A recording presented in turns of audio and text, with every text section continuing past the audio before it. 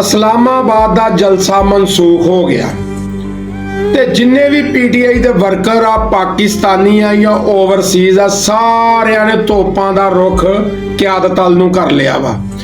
यानी दुश्मन का सियासी मुखालफ का काम मजीद आसान कर दिता वा।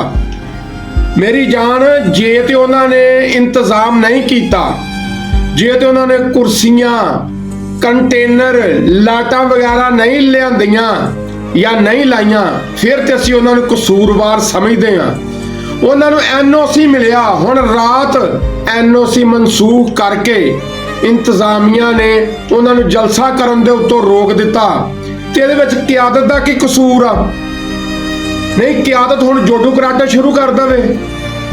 मेरे वीर तुसीं इंज इकट्ठियां होना वा, बगाड़ ना पैदा करो, तकसीम ना पैदा करो। खान साहब अंदर आ, वो चाहते आ कि ये लड़नगे ते आपस च तकसीम होणगे ते ये वक्खो वक्ख हो जाणगे ते सारे खामोश हो जाणगे।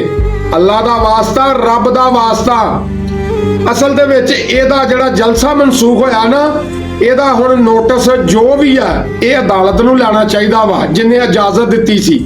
ਐਵੇਂ ਲੋਕਾਂ ਦੀਆਂ ਗੱਲਾਂ ਦੇ ਵਿੱਚ ਆਣ ਕੇ ਨਾ ਤੇ ਆਪਣੀ ਕਿਆਦਤ ਨੂੰ ਤਨਕੀਦ ਦਾ ਨਿਸ਼ਾਨਾ ਨਾ ਬਣਾਓ। ਜਿੰਨੀ ਦੇਰ ਖਾਨ ਸਾਹਿਬ ਅੰਦਰ ਆ, ਇਸ ਤਰ੍ਹਾਂ ਇਕੱਠਿਆਂ ਹੋ ਕੇ ਰਹੋ ਮੇਰੇ ਵੀਰ।